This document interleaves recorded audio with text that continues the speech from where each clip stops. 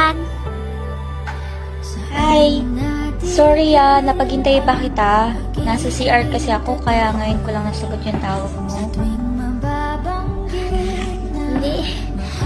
Okay lang. Si Junmar nasaan? Ayun, nag-grocery.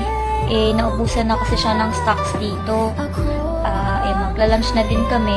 Alam mo naman, may papasabi ka Wala ba? naman. Ang tagal ko na kasing tumatawag sa kanya eh. Hindi niya sinasagot yung mga tawag ko. Gusto ko sana siya makausap eh. Bakit? May nagawa ba sa'yo? May atraso ba siya? Loko talaga yun. Masyado kasing pasaway. Pwede ko bang malaman kung sino ka? Ay, sorry.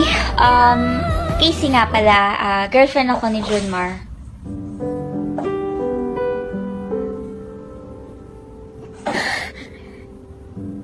Talaga?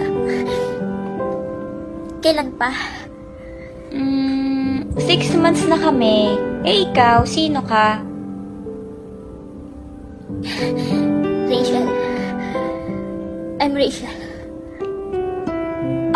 Ikaw yung cousin niya. Lagi ka nga niyang kinikwento sa akin eh.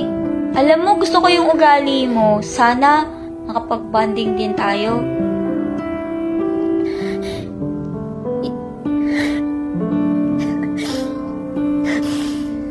Yun ba yung pakilala niya sa akin? Uy, bakit ka umiyak? May Wala. problema ba? Okay lang ako. Pwede ba pakisabi kay Junmar na mag-iingat siya lagi? Pwede bang alagaan mo siya para sa akin? What do you mean? Are you...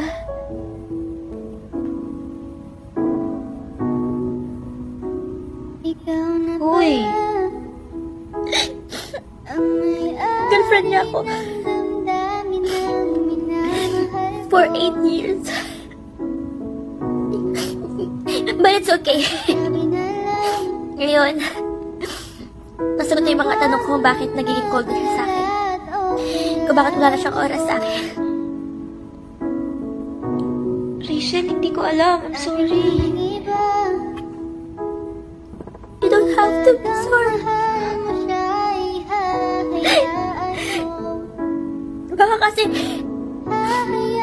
nagkulang ako.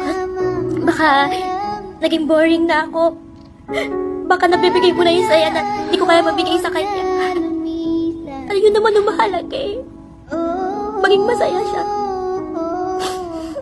Kasi mahal na mahal ko siya. Rachel, masakit sa akin na may nakikita akong ibang babae na umiiyak. Lalo na, nasasaktan. Pero alam ng Diyos na hindi ko yun alam. Pareho lang tayong biktima dito. Masakit sa akin malaman ngayon yung ginawa ni Junmar. Pero hindi ko alam ang gagawin ko kung nawala siya. Hindi mo siya kailangang iwan. Huwag mo siyang iiwan. Huwag mo siyang sasaktan. Kung ano man ang nadudulot mong saya sa kanya ngayon, huwag mong puputulin yun. Kaya nagpapakapawa ako sa'yo. Mahalin mo siya sa paraang hindi ko kayang maibigay sa kanya.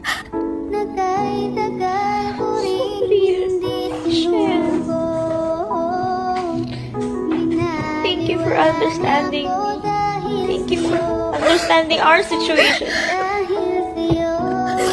Siya na lang yung natitira sa akin at hindi ko alam kung anong mangyayari kung pati siya mawawala.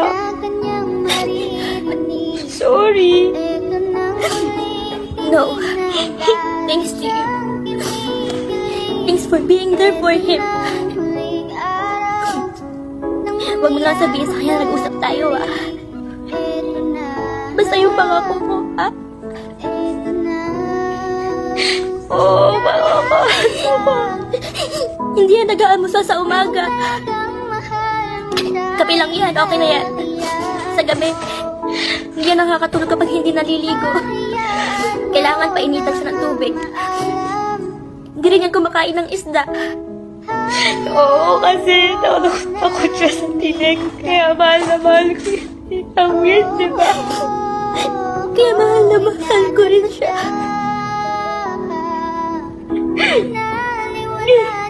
Sana mapatawad mo ako rin. Hindi mo kasalanan. At si Junmar, napatawad ko na rin siya. So,